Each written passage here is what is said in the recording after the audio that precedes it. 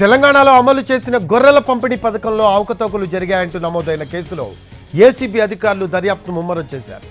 పశుసంవర్ధక శాఖ ఆఫీస్ నుంచి ఫైల్స్, హార్డ్ డిస్క్లు మాయమైనట్టు అధికారులు గుర్తించారు. బాధిత రైతులను కూడా ఏసీబీ అధికారులు ప్రశ్నించారు.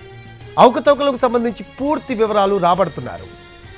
దీనికి సంబంధించిన మరింత సమాచారం మా కరెస్పాండెంట్ రాధాకృష్ణ అందిస్తారు. సంబంధించిన స్కామ్ జరిగిందంటూ ఇప్పటికే ఏసీబీ ఒకవైపు తెలంగాణలో ఈ గొర్రెల పథకం సంబంధించిన స్కామ్ జరిగిందంటూ ఇప్పటికే ఏసీబీ ఒకవైపు కేసు విచారణ చేస్తుంది. గచ్చిబౌలిలో నమోదైన ఈ కేసును ఏసీబీకి బదిలీ చేయడం జరిగింది. ఏసీబీ ఈ కేసును ఒకవైపు దర్యాప్తు చేస్తుంది. ఇప్పటికీ ఈ కేసులో పశుసంవర్ధక శాఖ కార్యాలయం నుండి దాదాపు కొన్ని ఫైల్స్, హార్డ్ డిస్కులు మాయమయ్యాయని కూడా గుర్తించడం జరిగింది. అలాగే కొంతమందిని ఇప్పటికే ఏసీబీ ఆఫీస్కి పిలిపించి విచారిస్తున్న పరిస్థితి మనకు కనబడుతుంది. కొంతమంది రైతులు ప్రస్తుతం ఇవాళ ఏసీబీ ఆఫీస్కి వచ్చారు, విచారణలో పాల్గొన్నారు. అసలు వీళ్ళు ఎక్కడి నుండి వచ్చారు, ఏసీబీ వీళ్ళని ఏమని ప్రశ్నించింది ఏంటి ఒకసారి కనుక్కుందాం. ఎక్కడి నుండి వచ్చారండి, అసలు మీరు ఏసీబీకి ఏం చెప్పారు ఏంటి?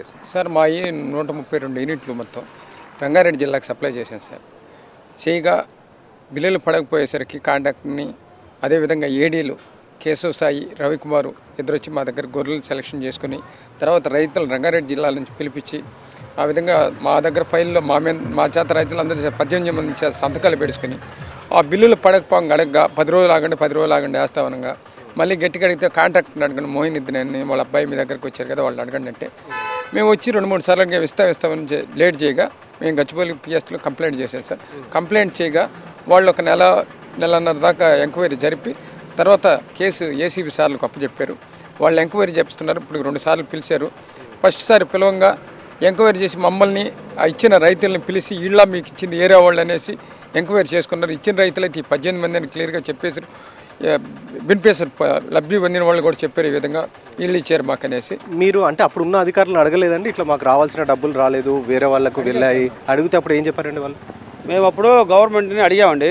కేటీఆర్ గారి ద్వారా మేము ఆల్రెడీ అడిగితే నెక్స్ట్ ఎలక్షన్ హడావుడిలో ఉన్నాం, తర్వాత అయిపోయాక కలుద్దాం అన్నారు.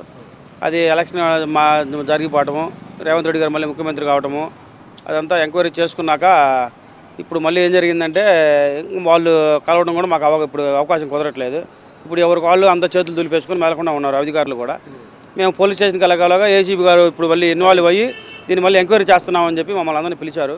మేము దాన్ని రిక్వెస్ట్గా అడుగుతున్నాం. మళ్ళీ కూడా దాన్ని ఎలాగైనా లోతుగానే చేసి ఒకసారి మేమందరం కూడా 18 మంది రైతులు కూడా తల ఎకరా అరెకరా వాళ్ళమే, ఒక్కొక్కరు కూడా పొలాలు అన్నీ ఏమి లేకుండా గొర్రెలు కాచుకునే వాళ్ళం. ఈ గొర్రెలు ఒక్కొక్కరు 10 లక్షల రూపాయల గొర్రెలు మేము గవర్నమెంట్ నమ్ముకొని ఇచ్చాము. వాళ్ళు ఆగిపోవడం వల్ల మేము చాలా నష్టపోయి ఉన్నాము.